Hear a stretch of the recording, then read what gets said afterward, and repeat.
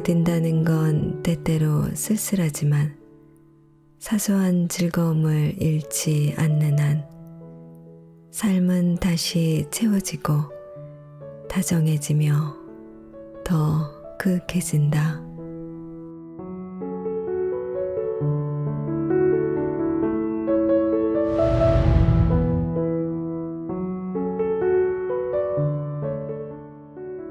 안녕하세요. 책 읽기 좋은 날입니다. 오늘 소개할 책은 중년 여성의 존재의식과 마음의 풍경을 담은 사유 에세이 깊이에 눈뜨는 시간입니다. 지은이는 라문수, 출판사는 은행나무입니다. 삶이 천천히 시들어가고 있다고 느낄 때 우리는 무엇 할 수 있을까요? 한 살 한 살 나이를 먹어가면서 내 마음 같지 않게 흘러가는 삶, 관계, 일상을 담담하게 바라보기란 누구에게나 쉽지 않습니다. 이 책에서는 한 여성으로서 중년을 지나며 겪은 존재의 풍경, 마음의 풍경을 담담하지만 따뜻한 시선으로 풀어내고 있습니다. 화려하고 세련된 내용보다는 저자 자신이 자기만의 방식으로 단단하게 하루를 쌓아가는 과정, 그리하여 자기답게 나이 들어가는 나날의 일상을 솔직하고 성실하게 기록하고 있는데요. 나이를 먹어가면서 자기다움을 잃지 않고 누구의 엄마, 누구의 아내, 누구의 딸이 아닌 그저 나 자신으로 자기 방식대로 충실하게 살고 싶은 여성들이라면 이 책을 통해서 일상을 다정하게 보듬고 더 그윽한 존재로 거듭나는 방법을 엿볼 수 있을 것입니다. 자, 그럼 지금부터 잠시 책 속으로 들어가 보겠습니다. 오늘도 책 읽기 좋은 날과 함께 즐거운 시간 되세요. 구독, 좋아요, 알림 설정은 사랑입니다. 잊지 마세요.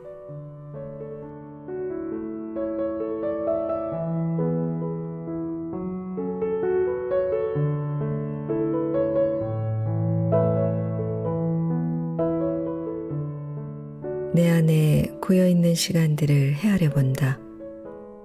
소녀로, 새댁으로, 젊은 엄마로 살던 시간을 지나 중년의 사람이 되었다. 그동안 흘려보내버렸다고 생각했던 나의 시간들이 지금의 시제로 다시 살아날 수 있을까? 내가 무엇을 좋아하는지, 누가 그리운지, 무엇을 할 수 있는지, 어디로 갈 수 있는지, 누구를 웃게 하고 누구를 울게 할 수 있는지 궁금하다. 지난 시간들, 내가 건너가고 있는 시간들을 바라본다. 내가 알고 있는 사람들과 나를 감싸고 있는 물건들, 내 머리와 가슴을 울렁거리게 하는 갈망을 헤아려 본다. 한 시절이 끝나갈 때 비로소 시작되는 것. 이제 놀아야지. 종일 아이와 함께 보낸 날이었다. 남편이 출근한 후 함께 밥을 먹고 놀이터와 슈퍼마켓, 다시 놀이터를 거쳐 집에 돌아왔고, 점심 후 아이가 낮잠 자는 동안에는 어질러진 집 안을 정리하고 세탁물을 접었다. 낮잠에서 깬 아이에게 그림책을 읽어주고 소꿉놀이를 하다가 저녁 준비를 할 시간이 되어 이제 엄마는 저녁해야지 하고 일어섰을 때 아이가 한 말이었다. 나도 모르게 웃음이 나왔다. 마치 무언가에 몰두했던 사람이 잠시 쉬겠다고 말하는 것처럼 들리는 그 문장은 아이가 곧잘 하는 말이었다. 모여 앉아 식사를 하거나 차를 마신 후 일어설 때, 집에 놀러온 친구들이 돌아갔을 때, 친구들이 함께한 외출에서 돌아왔을 때, 하물며 놀이터에서 방금 돌아와 씻고 난 후에도 아이는 이제 놀아야지 란 말을 빼놓지 않았다. 지금부터 자기는 놀 테니까 엄마 아빠는 엄마 아빠가 할 일을 하라는 말, 혼자 있고 싶다는 말이었다. 처음에는 놀랍기도 걱정스럽기도 했지만 아이도 어른들처럼 혼자 있는 시간이 필요할 거란 생각이 들었다. 혼자 뭐라고 있나 가만 들여다보면 함께 있을 때와 별다를 게 없었다. 인형에게 말 걸고 그림책을 보여주고 블록들을 쌓았다가 무너뜨렸다. 아이는 혼자 지내는 시간을 하루도 놓치지 않았다. 당당하게 혼자 있는 시간을 주장하던 아이는 자라서 자기를 챙길 줄 아는 어른이 되었다. 부럽지 않을 리가 없었다. 내게는 혼자 있을 시간 혹은 나를 주장할 권리가 아이만큼 쉽게 주어지지 않았다. 결혼을 했고 엄마가 되었다. 무엇을 하든 첫 경험이 되던 시절이었다. 새로운 관계가 생겼고 새로운 역할이 뒤따랐다. 새 학기마다 더 나은 학생이 되고자 마음먹었던 것처럼 새로 생겨나는 역할들마다 잘 해내고 싶었다. 딸과 언니 역할에 더해 아내와 엄마로 며느리와 올케와 동서로 누구보다 잘 살고 싶어서 둥둥거렸다. 무엇이 됐든 얼마나 어렵든 애를 쓰며 살았다. 나는 내 세계 안에서 잘 살고 싶었다. 왠지 미루고 양보하고 포기하는 기분이 들 때마다 내 몫의 시간이 어디 다른 곳에 있는 게 아니라 바로 지금 여기에 있다고 스스로를 다독였다. 그런데 언제부턴가 뭔가 잘못됐다는 느낌이 나를 따라다녔다.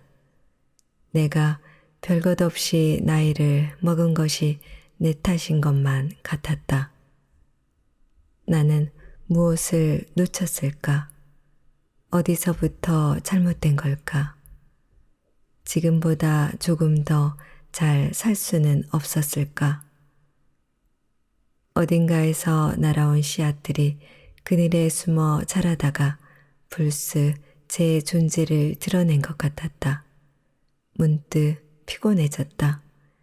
내가 내 스스로 만든 감옥에 갇혀서 내가 만든 족쇄로 내 몸을 묶어버렸다는 것을 깨달았다. 내가 모성 본능과 사랑의 가치를 인정하려 들지 않았다는 비판도 있었다. 아니다. 난 단지 여자들에게 진실하게 그리고 자유로이 이를 겪어달라고 요청했을 뿐이다. 종종 그렇듯 구실 삼아 그 안으로 도피했다가 막상 그 감정들이 고갈된 뒤에야 피난처로 여기던 곳에 자신이 갇히고 말았음을 깨닫는 대신에 말이다. 시몬드 보부아르, 상황의 힘. 모호했던 불안과 만성적인 불만의 원인이 명확해졌다. 딸이니까, 엄마니까, 며느리니까, 당연하다 혹은 어쩔 수 없다란 생각 뒤에 나는 얼마나 여러 번 숨었을까? 얼마나 오랫동안 나는 나로 살지 못한 것일까?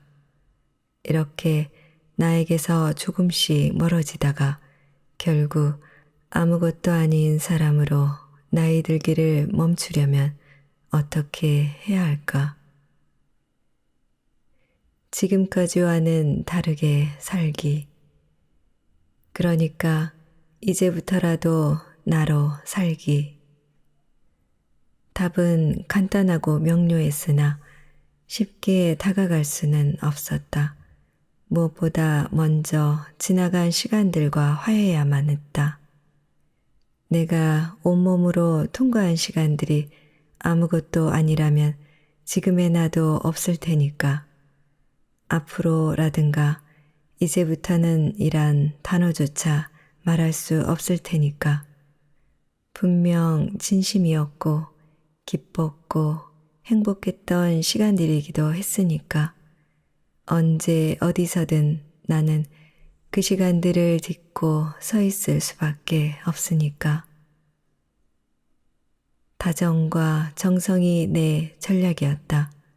무엇보다 내게 다정해지기로, 내 하루에 정성을 들이기로 했다. 일상은 변함이 없었지만 상관하지 않았다. 블로그에 걸어둔 말, 마음을 다하면 아름다워집니다는 내가 남들에게 하는 말이 아니라 내가 내게 하는 다짐 혹은 주문이다. 내가 나를 세뇌하는 것이다. 삶이 팍팍하고 메말라서 금방이라도 부서져 내릴 것 같을 때는 더욱 정성을 들였다. 갈라진 땅에 물을 주듯이 마음을 담아 밥을 짓고 수건을 접는 일상이 나를 조금씩 일으켜 세웠다. 느리긴 해도 분명히 효과가 있었다.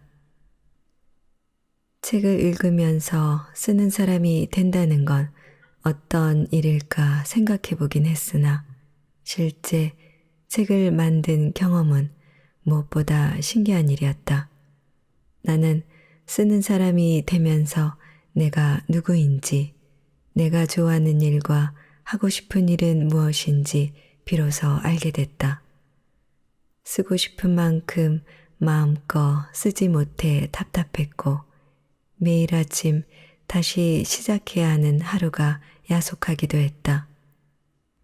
한 번에 여러 가지를 해낼 수 없어 갈팡질팡하다가 내가 마음을 쏟고 싶어 하는 것들은 결국 하나의 불에서 나온 나뭇가지들과 같아서 그중 하나에 마음을 쏟으면 언젠가 다른 가지에도 가닿을 것이라는 걸 깨달았다.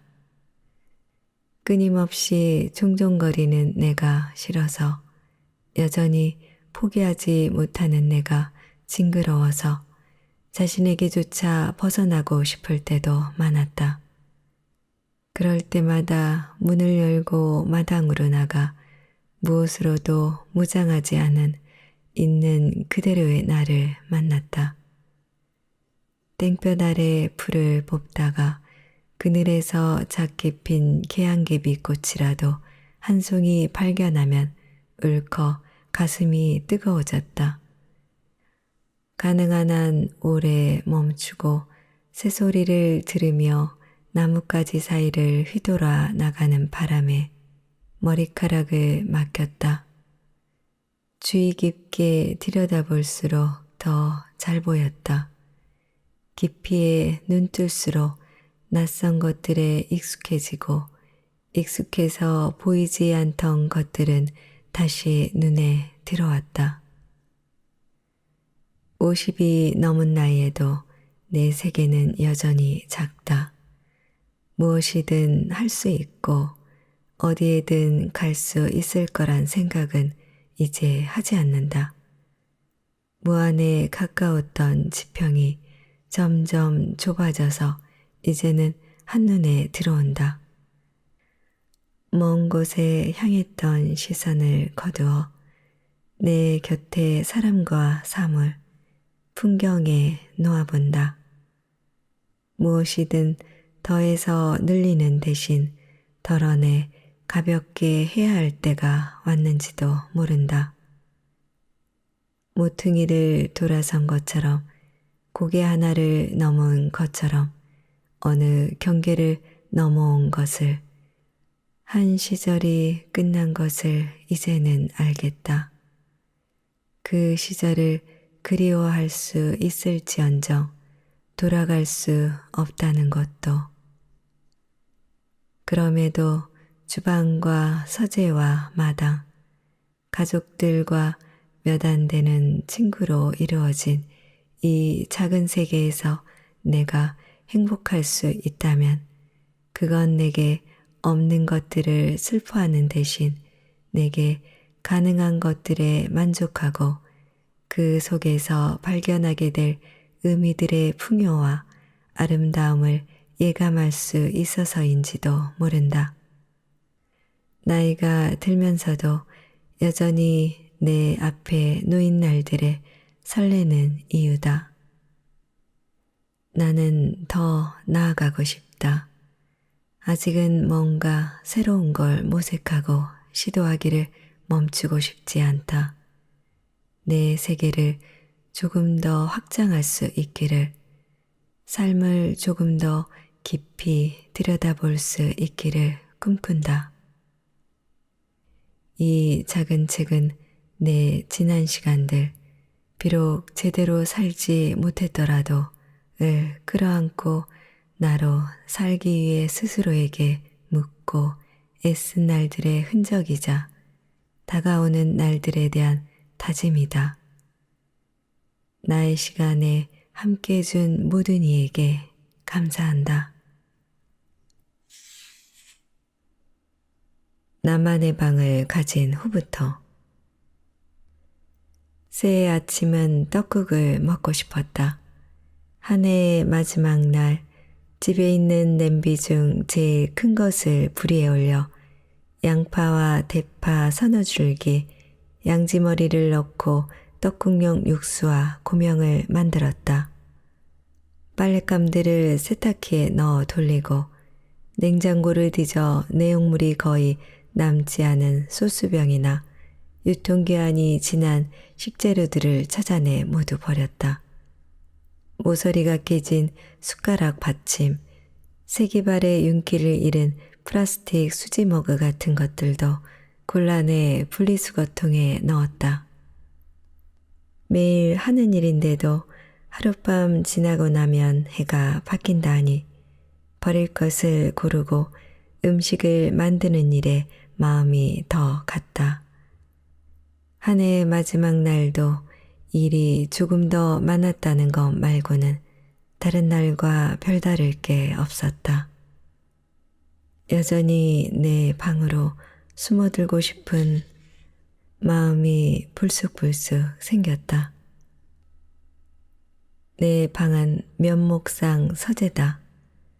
주방 바로 옆에 붙어있는 방이라 하루에도 수십 번 문이 열려있는 방 안을 들여다볼 수 있지만 낮에는 좀처럼 들어갈 짬이 없다.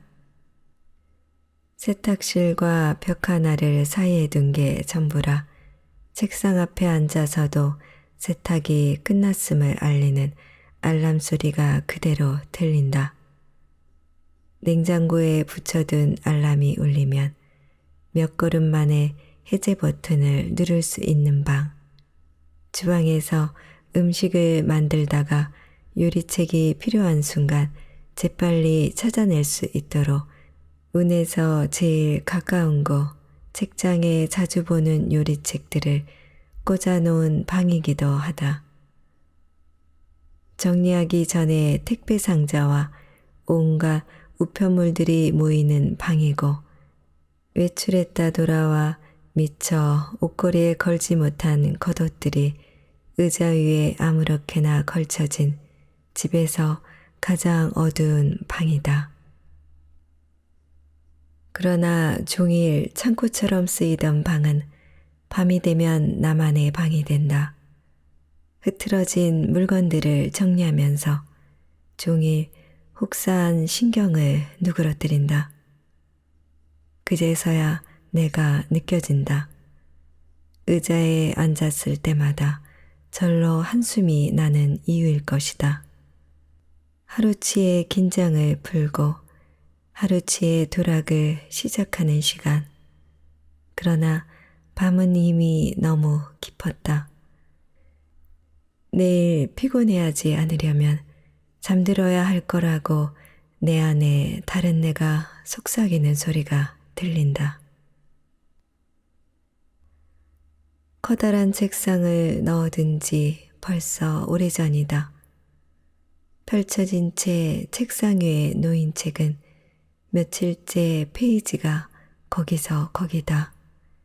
지방 곳곳에 읽고 있는 책들이 있지만 신기하게도 책상 위에 반듯하게 놓인 책의 진도가 제일 느리다. 주부와 책상의 거리가 이렇게 멀구나 싶다.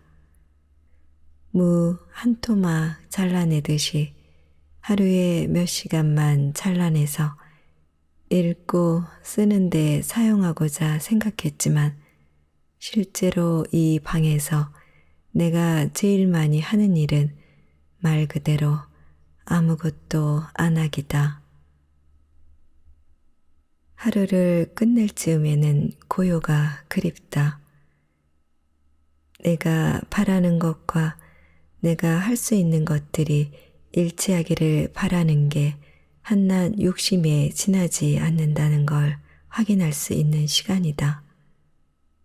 구태여 하나하나 설명하는 수고까지는 하고 싶지 않은 사람이라 나는 소외되고 오해받기 일수다.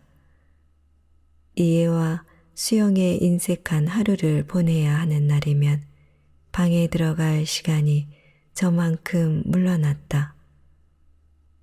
명절이나 제사처럼 일이 많은 날이나 이런저런 일들로 몸도 마음도 지어서 버티기 어려운 날에는 일을 하다가도 방으로 들어와서 손에 닿는 아무 책이나 꺼내 들고 바닥에 주저앉아 책을 읽었다.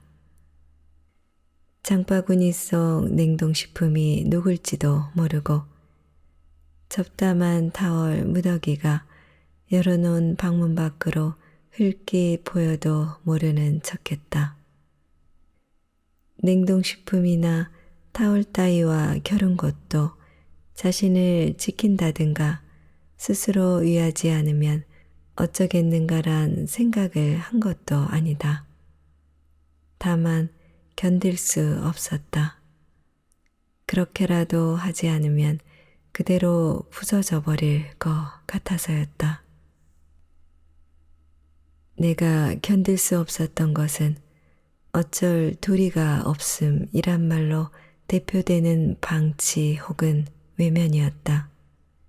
지금 당장 내가 하지 않으면 안 되는 일, 집안일, 살림이란 이름이 붙은 일들이 주부에게 가혹한 이유는 좀처럼 그것들에서 벗어날 수 없다는 데 있다.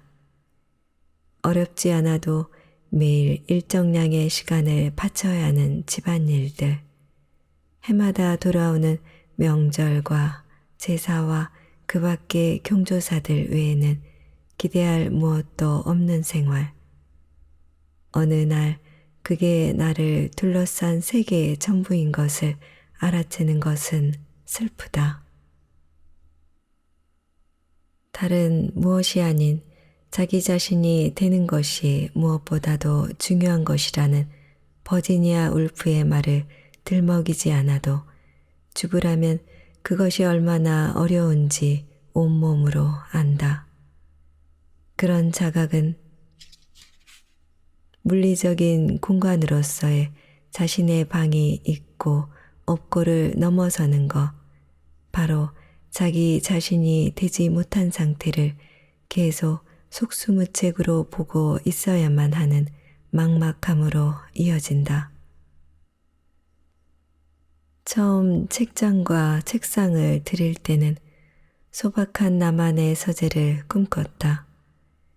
내리 몇 시간을 앉아서 읽고 또 읽는 것, 읽는 즐거움에 필적할 만한 것을 나는 아직 알지 못한다. 그러나 아직 내 방은 휴식의 공간으로 주로 쓰인다. 창을 열고 앉아 있거나 고개를 떨구고 졸면서 보내는 시간도 적지 않다. 멍하니 앉아서 흔들리는 촛불을 바라보거나 무엇이 될지 모르는 뜨개질감을 다시 잡는 것만으로도 마음이 가라앉는 걸 느낀다. 휴식이란 단지 아무것도 하지 않는 것이 아니라 좋아하는 것에 둘러싸여 좋아하는 일에 마음을 쏟는 것이라는 사실도 이 방에서 알았다. 가능하면 많이 읽고 싶다. 짧을지언정 매일 쓰려고 노력한다. 스마트폰의 메모장을 열어서 입력해둔 단어나 문장들을 재료 삼아 짧은 글을 쓰기도 하지만 고개를 떨구고 졸고 있는 나를 발견할 때가 훨씬 많다. 피곤할 테니 토막난 시간이니 어쩔 수 없겠다고 이해는 하지만 사실 그건 또 한 번의 방치다. 왜 나는 책상 앞에서의 시간을 줄이는 대신 집안일 하는데 들어가는 시간을 줄이지 않는 것인가?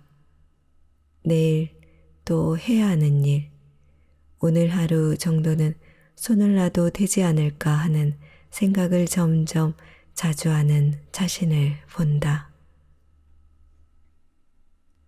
밤에 내 방에 홀로 있는 건 조금씩이라도 용기를 키우는 일이다. 비록 지금은 온전히 나 자신으로 있을 수 있는 시간이 찰나에 불과할지라도 언젠가 내게 무엇인가 가능해진다면 그건 바로 나의 방 덕분일 것이다. 이 방에서 보내는 조각난 시간들은 버지니아 울프가 썼듯이 세상을 있는 그대로 보기 위해서, 화를 내지 않기 위해서, 두려움과 쓰라림을 연민과 관용으로 바꾸고 사물을 그 자체로 생각하는 자유를 얻기 위한 밑거름으로 쓸 작정이다. 그리하여 언젠가는 바로 다른 무엇이 아닌 자기 자신이 될 수 있도록.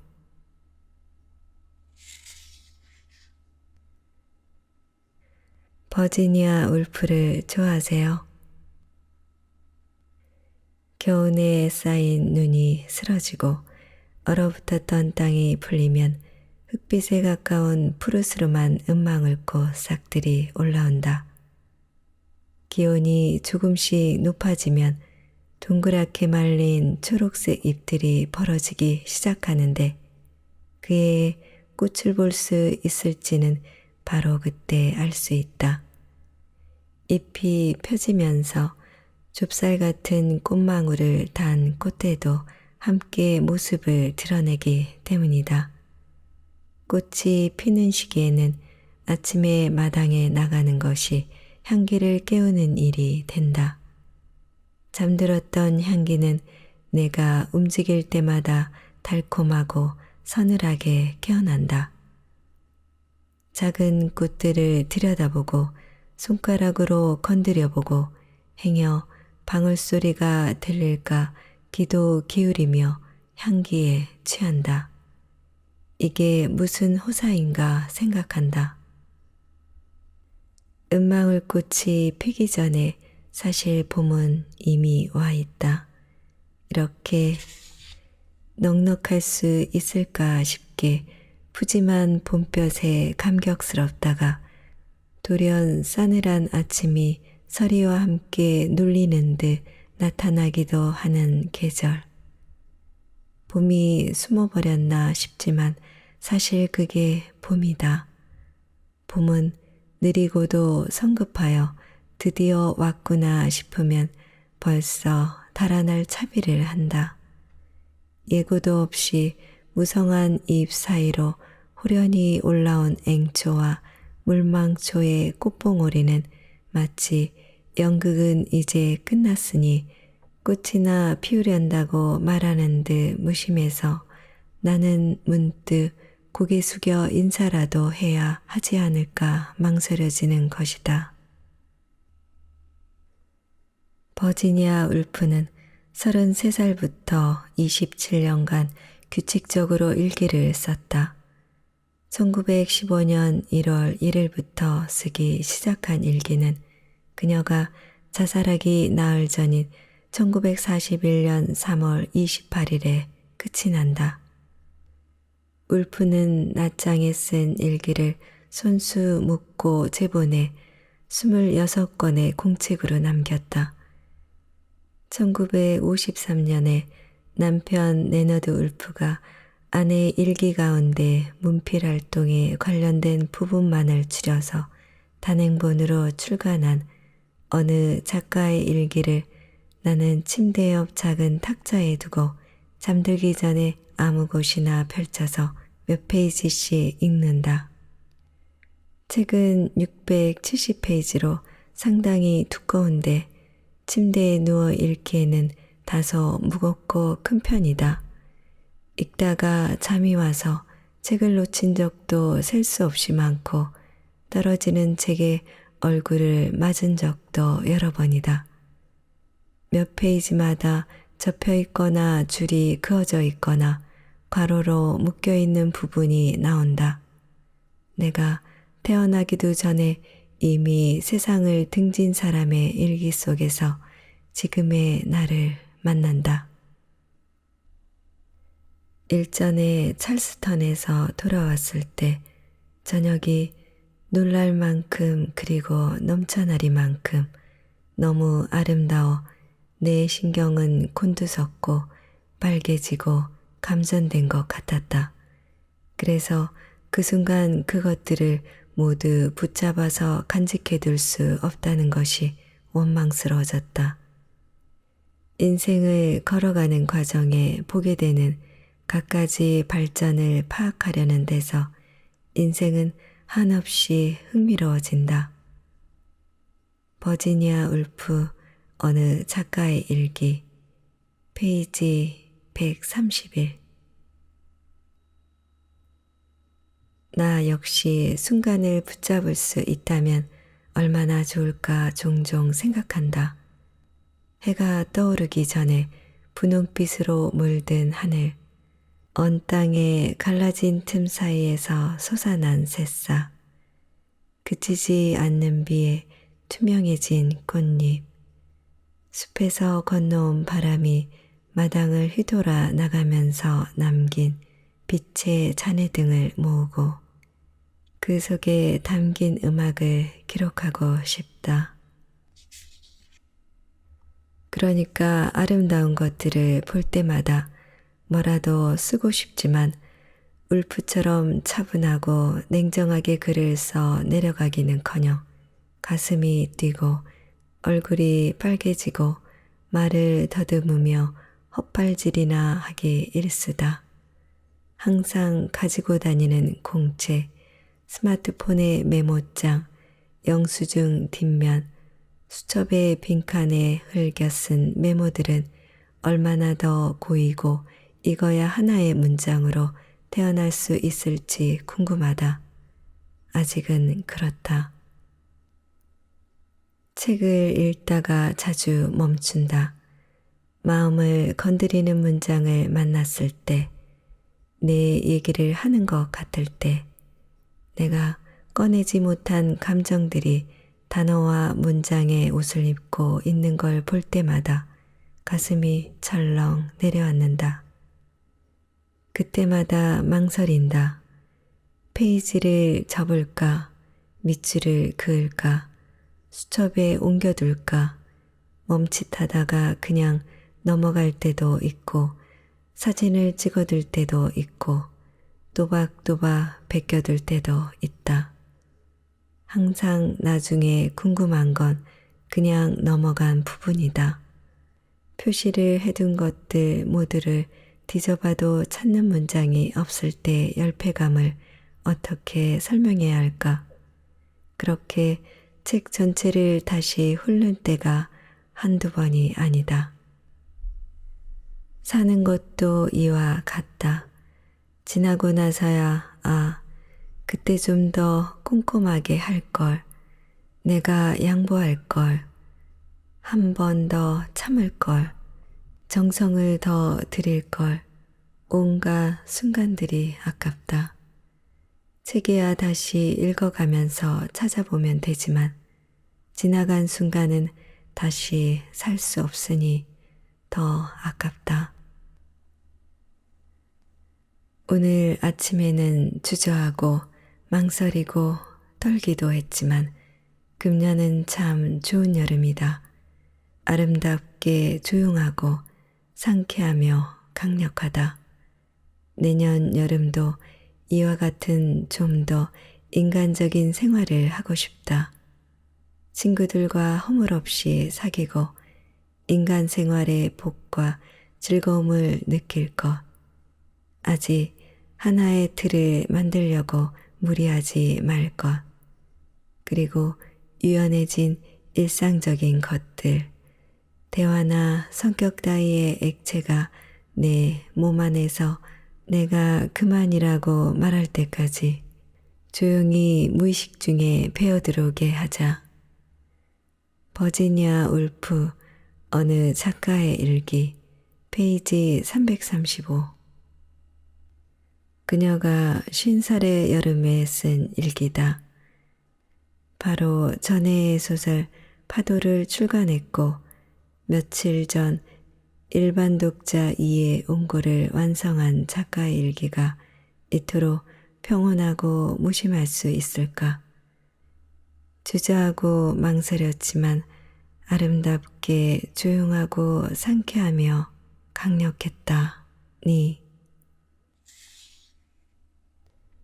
2019년의 여름은 울프가 이 글을 썼던 1932년만큼 아름답다. 나는 지난 봄마당을 향기로 가득 채웠던 은방울꽃에 그랬듯이 갑자기 올라온 상사화의 꽃대나 구상나무의 연두빛 새순들, 덩굴 아래 떨어진 붉은 토마토와 흐트러진 장미꽃잎들, 갑작스러운 소나기와 유리창을 흔드는 바람에도 감동한다. 마당의 꽃잎이나 나무 그림자, 줄기를 흔드는 바람 같은 것들에 매혹당할 때마다 그런 마음을 들켜도 되는지 부끄럽다. 아름다움은 시시각각 모습을 바꿔가며 종일 그곳에 있다. 내가 염려하고 불안해하는 것은 좋은 것들을 자연스럽게 즐기지 못하고 성급하게 어설픈 언어에 가둬버릴지도 모른다는 데 있다. 생각을 오래 할수록 결론은 하나. 글을 쓰지 않는 것이다.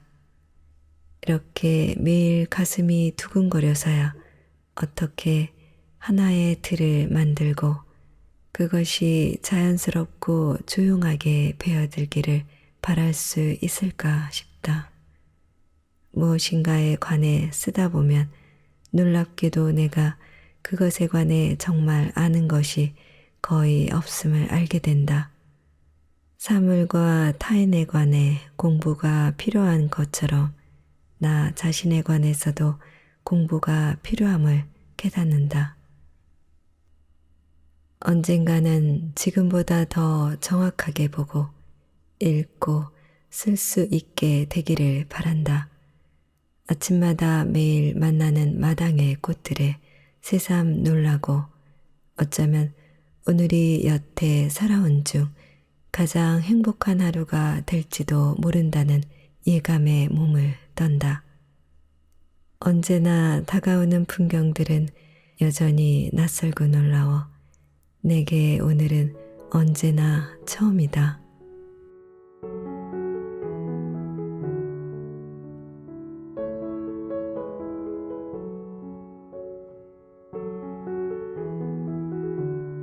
책 읽기 좋은 날 오늘은 깊이에 눈뜨는 시간을 보내드렸습니다.